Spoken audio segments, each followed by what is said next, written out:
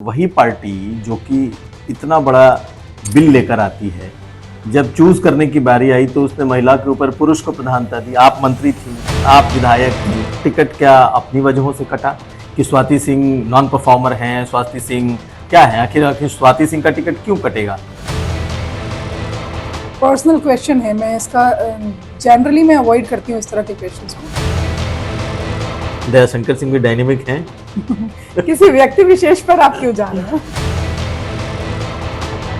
साथ रहती नहीं थी, लेकिन हाँ तब तक मेरा तलाक भी नहीं हुआ था। अगर पार्टी बोलेगी वो सारा काम मैं कर सकती हूँ। अच्छा, जब टिकट कटा था तो आप क्या सपा के टच में आई थी या सपा वालों ने आपसे संपर्क किया? ना अभी आप संगठन में किसी प्रोमिनेंट पद पर हैं, आप न किसी न विधायक हैं, मंत्री भी नहीं हैं, तो आखिर आप हैं? पार्टी में आपको शीर्ष नेतृत्व से ये पूछना चाहिए, और आप इतने बड़े पत्रकार हैं, इतने बड़े चैनल से जुड़े हुए हैं कि आपके तो सवाल का कोई भी जवाब दे सकता है। तो नेता के तौर पे देखा गया जब आप आई तो आपका फायर है बचाओ? तो कहीं ना कहीं वो चीजें अंदर बची हुई हैं, वो आग है अभी, तभी आप बोल रहे हैं। अगर इतना बड़ा पत्रकार मुझे ये बोल रहा है, इतने बड़े चैनल पे मैं बैठी हूँ और इस बात का उल्लेख हो रहा है, इसका मतलब चीजें बची हैं। नमस्कार, स्वागत है आपका। मैं हूं कुमार अभिषेक। आज हमारे खास मुलाकात की कड़ी में हमारी मेहमान हैं स्वाति सिंह। जी हां, स्वाति सिंह बीजेपी की तेज तर्रार महिला नेता हैं।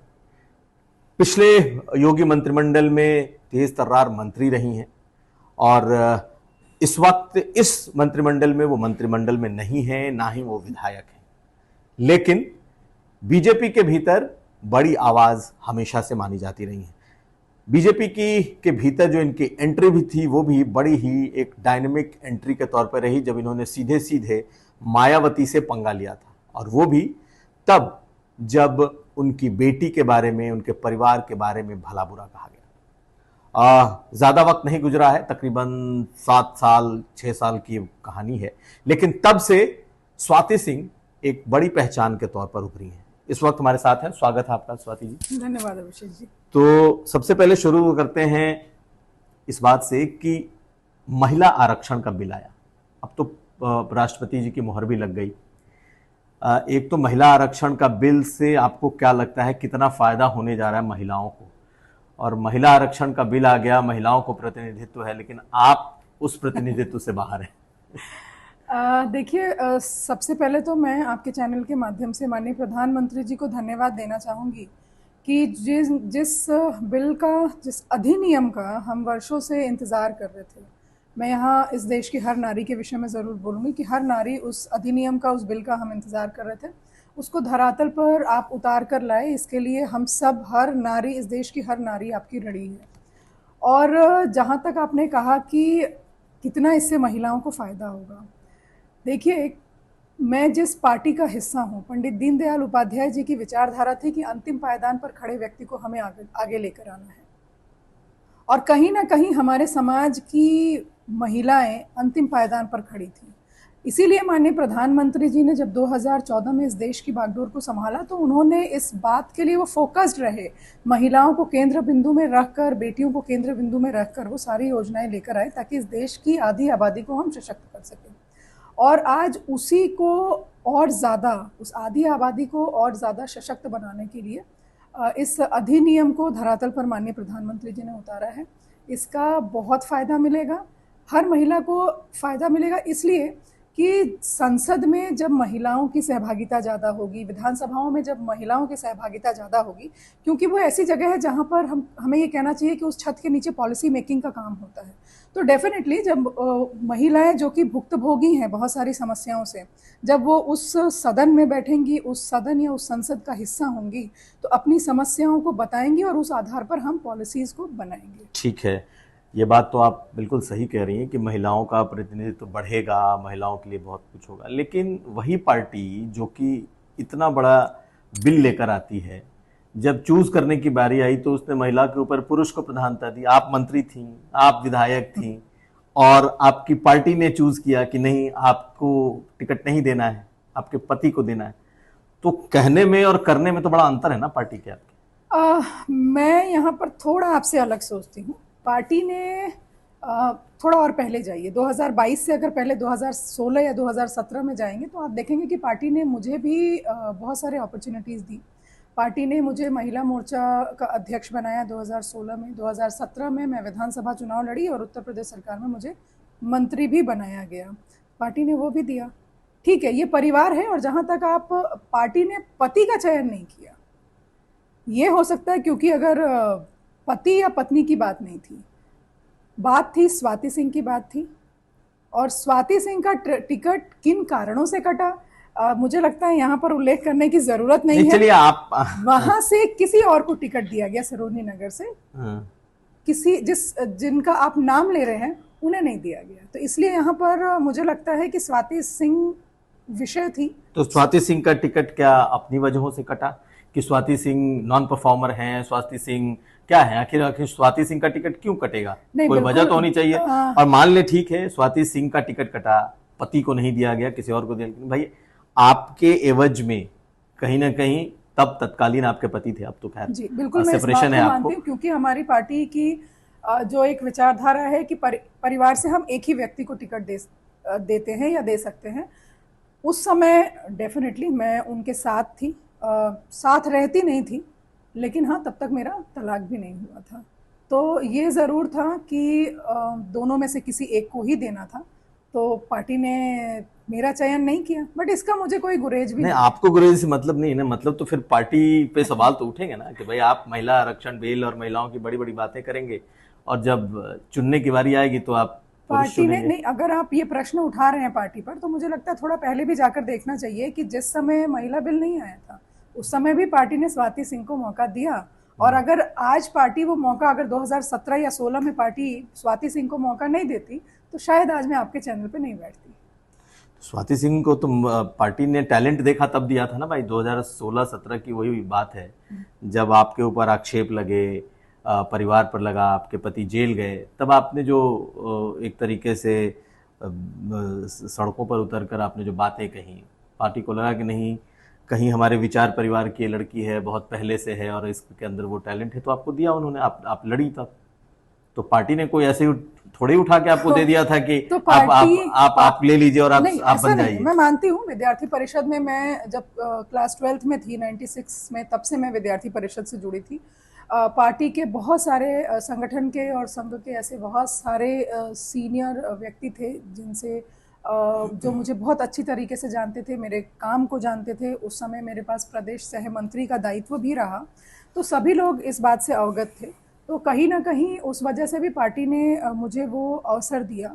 लेकिन अगर आप ये बोलते हैं कि आज पार्टी ने स्वाति सिंह को मौका नहीं दिया, तो पार्टी ने स्वाति सिंह को निकाला नहीं है। मैं उसी पार्टी का हिस्सा हूँ, उसी पार्टी में कार्यकर्ता के रूप में काम कर रही हूँ। चलिए तो यहीं से पूछते हैं फिर कि तो आप कंफर्टेबल हैं, आप पार्टी में खुद को कहाँ पा रही हैं? क्योंकि ना अभी आप संगठन में किसी प्रोमिनेंट पद पर हैं, आप ना विधायक हैं, मंत्री भी नहीं हैं, तो आखिर आप हैं कहाँ? मैं भारतीय जनता पार्टी का बहुत ही अभिन्न अंग हूँ, ये मैं मानती हूँ। और मैं ये भी जानती हूँ कि भारतीय जनता पार्टी किसी भी अपने कार्यकर्ता को इग्नोर नहीं करती है। पार्टी ने मुझे भी इग्नोर नहीं किया और भविष्य में भी मुझे पार्टी इग्नोर नहीं करेगी।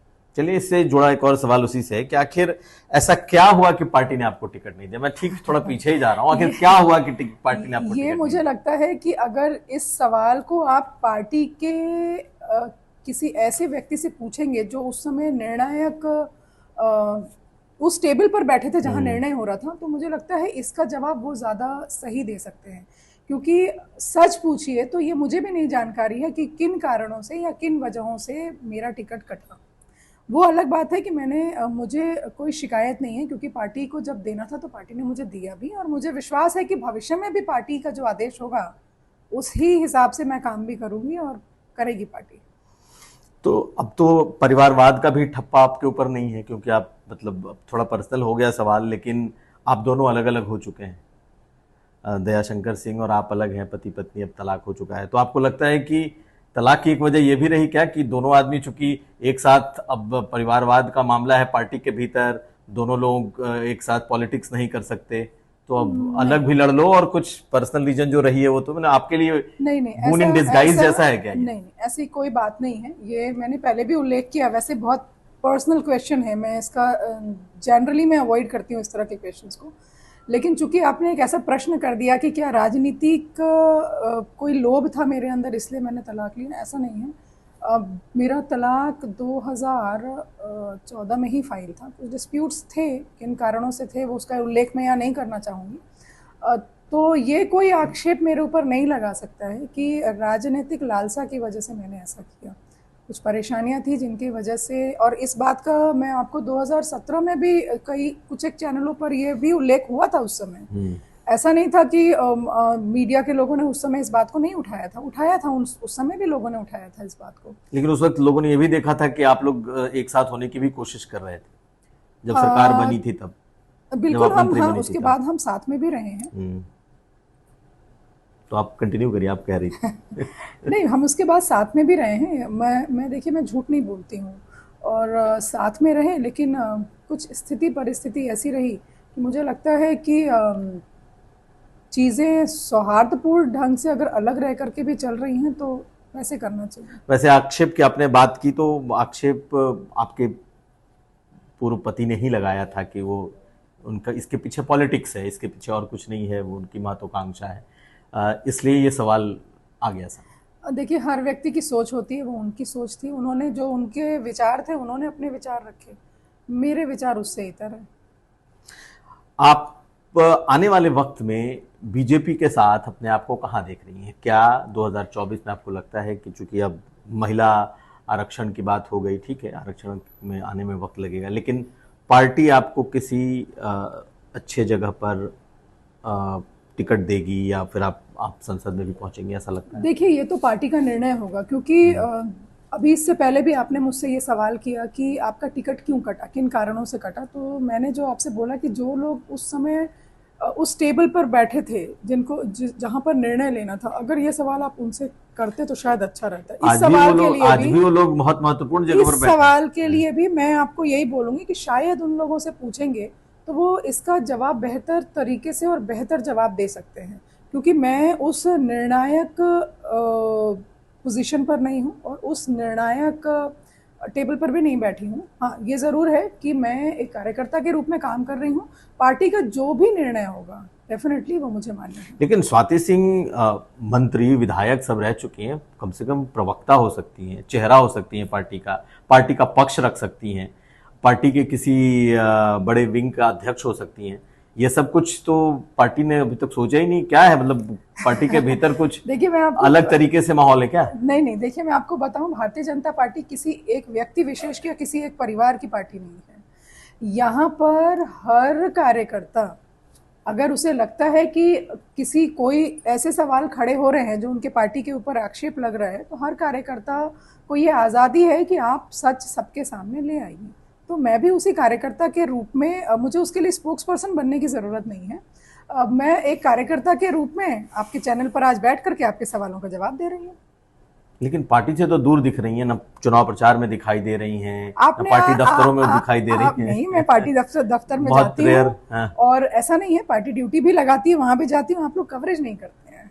नहीं, हम तो अभी लगातार चुनाव प्रचार में हम लोग पूरे टाइम घूमते रहे, लेकिन आप दिखाई नहीं दी। मैं झांसी वगैरह गई थी, घोषी में नहीं गई थी, वहां नहीं। तो क्या पार्टी, क्या लग रहा है कि आपको इस्तेमाल कर रही है, या पार्टी आपको लग रहा है कि पार्टी नहीं, बिल्कुल वेट कर रही है किसी बात? बिल्कुल कर रही है इस्तेमाल, और मुझे लगता है कि भविष्य में और ज़्यादा इस्तेमाल करेगी, क्योंकि मैं काम करने के लिए ओपन हूँ। मुझे जितना काम अगर पार्टी बोलेगी वो सारा काम मैं कर सकती हूँ। अच्छा, जब टिकट कटा था तो आप क्या सपा के टच में आई थी, या सपा वालों ने आपसे संपर्क किया? अब ये सवाल मत करिए, मैं किसी के टच में नहीं थी। किसने संपर्क किया, किसने नहीं किया, मुझे लगता है ये नहीं पूछना चाहिए।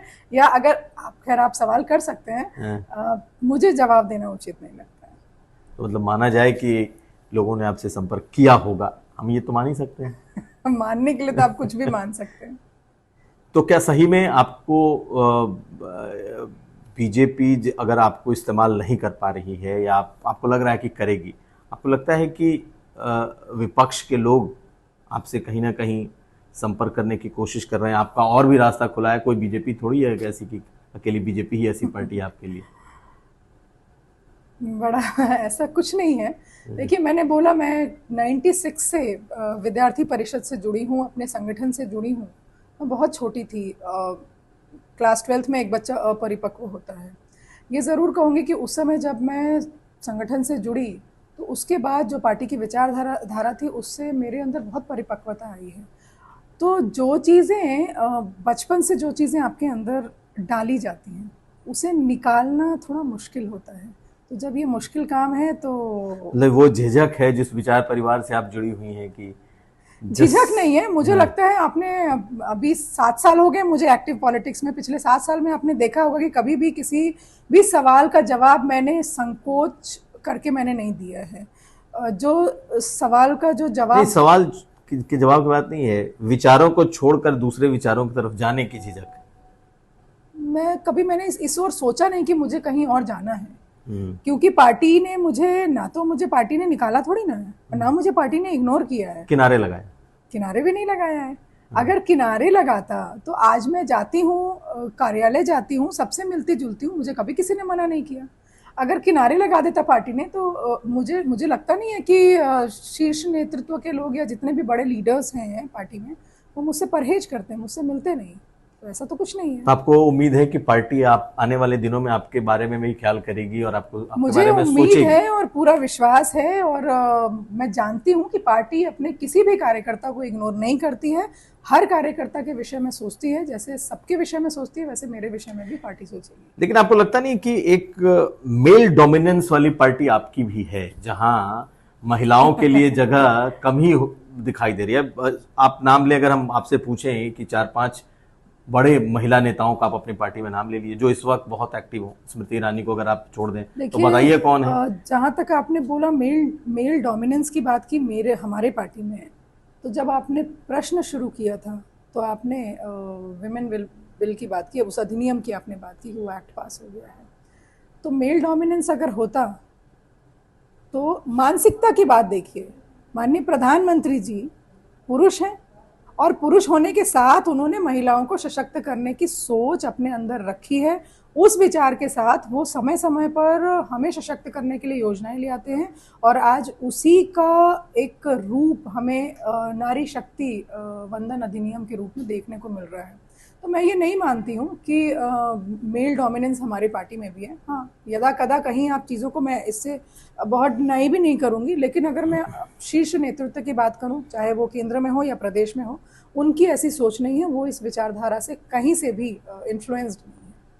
लेकिन अगर आज के समय में देखा जाए तो देश में कई महिला नेत्री हैं, ऐसी नेता हैं जो कि महिलाओं के प्रतिनिधित्व की अगर बात आती है तो उनका नाम आता है। प्रियंका गांधी हैं, मायावती हैं, ममता बनर्जी हैं।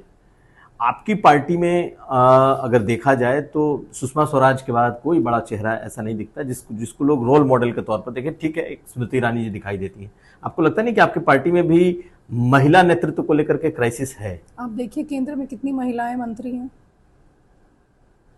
किसकी सरकार में अगर आप पीछे मुड़कर देखेंगे, कांग्रेस की जब जब सरकार रही है कितनी महिलाएं मंत्री रही।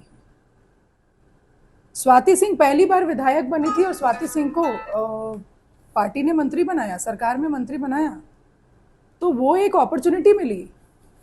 तो ये कहना गलत होगा कि हम महिलाओं को प्रमोट नहीं करते, हमारी पार्टी महिलाओं को प्रमोट नहीं करती है। ये ज़रूर मैं कहूँगी कि कहीं ना कहीं महिलाओं का प्रतिनिधित्व कम है। उसका कारण ये है कि मैं समाज की बात करूँगी कि समाज में किसी भी क्षेत्र में, सिर्फ राजनीति के क्षेत्र में नहीं, और भी अगर क्षेत्र में देखेंगे तो लोगों की सोच ये होती है कि महिलाओं को बहुत ज़्यादा बाहर नहीं निकलने देना है, बहुत ज़्यादा बाहर निकल के काम ना करें। शायद उसी लिए आज माननीय प्रधानमंत्री जी इस अधिनियम को लेकर आए हैं कि कम से कम जिस छत के नीचे महिलाएं, एक ऐसे छत के नीचे बैठ करके एक निर्णायक स्तर पर बैठे और एक निर्णायक भूमिका में रहें वो लोग। क्योंकि आज जिस सवाल को आप कर रहे हैं कि कोई, मैं यहाँ पर पार्टी से इतर बात करूँगी, अगर आप ये भी बात करिए कि आज देश में कितनी महिला नेत्री हैं जो बड़े, जिनका नाम हर व्यक्ति जानता है। मैं बड़ा छोटा ऐसे तो नहीं मानती हूँ जिसको हर व्यक्ति जानता हूँ, वो बहुत गिनी चुनी है, हम अपने टिप्स को गिन सकते हैं। उसको, वो नंबर्स को बढ़ाने के लिए बहुत आवश्यक था कि हम एक महिला बिल, एक ऐसा रिजर्वेशन जो विमेन रिजर्वेशन है उसको लेकर आए, तो बहुत ज़रूरी था। 2024 को लेकर आपको क्या लग रहा है? किस बात के लिए कह रहे हैं? आपके अपने लिए क्या हम लोग को लगता है 2024 का आप चुनाव लड़ेंगे? आपकी तैयारी है? पार्टी में आपको शीर्ष नेतृत्व से ये पूछना चाहिए, और आप इतने बड़े पत्रकार हैं, इतने बड़े चैनल से जुड़े हुए हैं कि आपके तो सवाल का कोई भी जवाब दे सकता है। आप तैयार हैं 24 का चुनाव पार्टी लड़ने? मुझे कोई भी अगर काम देगी, कुछ भी, चुनाव लड़ना अलग बात है, संगठन में भी अगर कोई दायित्व देगी, पार्टी देगी, तो डेफिनेटली मैं उसको करूँगी। अच्छा, अगर मैं आपसे पूछूं, अब थोड़ा यूपी सरकार पर आते हैं चूंकि आप, तो अगर आप, मैं पूछूं कि आपको 5 परफॉर्मिंग मंत्री कौन है योगी सरकार में? मंत्री आज की डेट में, आज के डेट वर्तमान नाम में, बताइए। मुझे लगता है किसी व्यक्ति विशेष का नाम नहीं लेना चाहिए। और जब नेतृत्व करने वाला, जब माननीय, क्योंकि मैंने भी माननीय योगी जी के नेतृत्व में मैंने काम किया है, और मैंने देखा है कि किस तरह से एक आध विभाग नहीं, हर विभाग की जानकारी उनको बहुत माइन्यूट से माइन्यूट जानकारी होती है।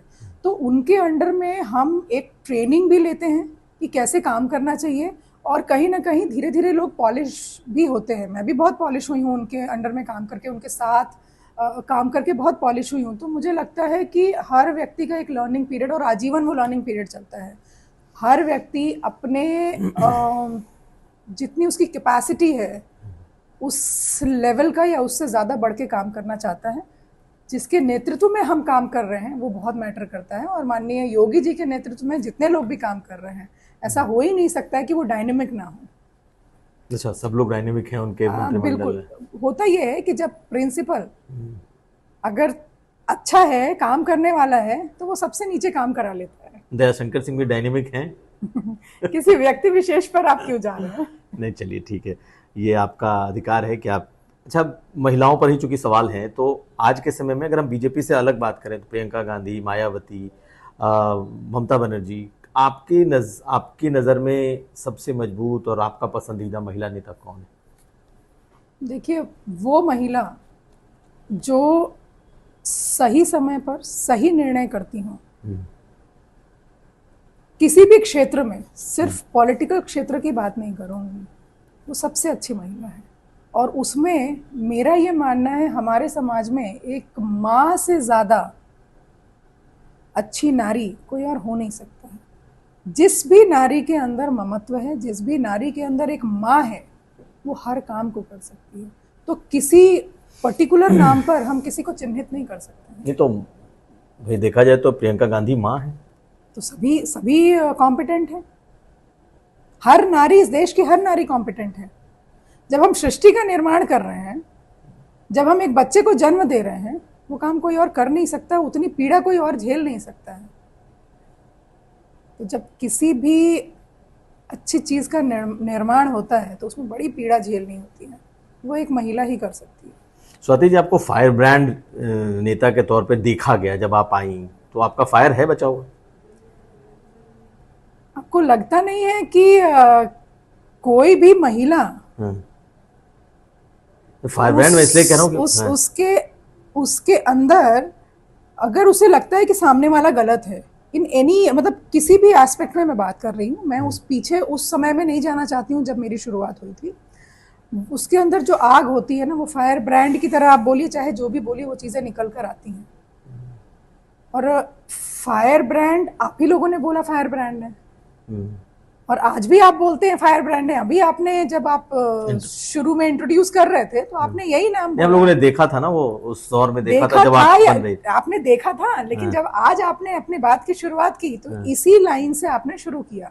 तो कहीं ना कहीं वो चीजें अंदर बची हुई हैं, वो आग है अभी, तभी आप बोल रहे हैं। अगर इतना बड़ा पत्रकार मुझे ये बोल रहा है, इतने बड़े चैनल पे मैं बैठी हूँ और इस बात का उल्लेख हो रहा है, इसका मतलब चीजें बची हैं। चलिए, अब तो बिल्कुल हम आखिर में हैं अपने सवालों के। एक बात की चर्चा निकलती है, पर्सनल ही कह लें, या मिसकंसेप्शन है, थोड़ा आप क्लियर कर दें। कहा यह जाता था कि आपकी और दयाशंकर सिंह के जो रिश्ते हैं वो पुराने हैं, एबीवीपी के ज़माने से हैं, और लोग कहते हैं कि ये एबीवीपी के दौर में आप लोग एक हुए, और जब पॉलिटिक्स में आ गए और जब मंत्री और इसकी बात हुई तब आप लोग अलग हो गए। इसमें सच्चाई है क्या? नहीं, इसमें बिल्कुल भी सच्चाई नहीं है। शादी घर वालों ने ही तय की थी, कहीं से भी लव मैरिज या जो भी बोला जाता है, ऐसा कुछ भी नहीं है। मैं लखनऊ यूनिवर्सिटी में ग्रेजुएशन करके फिर मैं बाहर चली गई थी, उसके बाद मेरी शादी तय हुई है, तो ऐसा कुछ भी नहीं है। हाँ, ये ज़रूर है कि जब दयाशंकर जी यहाँ पे चुनाव लड़े थे तब मैं विद्यार्थी परिषद में थी, वो भी 98 में विद्यार्थी परिषद से जुड़ गए थे। मैं पहले से 96 से विद्यार्थी परिषद में थी। वो अलग बात है कि क्योंकि मैं यूनिवर्सिटी में पढ़ती थी और हम विद्यार्थी परिषद के लिए हम लोग काम करते थे, तो ज़रूर हम लोगों ने उस चुनाव में काम किया है, लेकिन ऐसा कुछ नहीं है। बहुत शुक्रिया आपका, धन्यवाद। हमारे साथ आप इस हमारे चैनल पर आई और आपने बहुत सारे ऐसी बातों के जवाब दिए जो शायद आपने अभी तक नहीं कहा है। तो हमारे साथ थी स्वाति सिंह, बीजेपी की नेता हैं, और उम्मीद ये की जा रही है कि अब जबकि महिला आरक्षण का बिल आया है, तब 2024 में स्वाति सिंह सदन में दिखाई देंगी।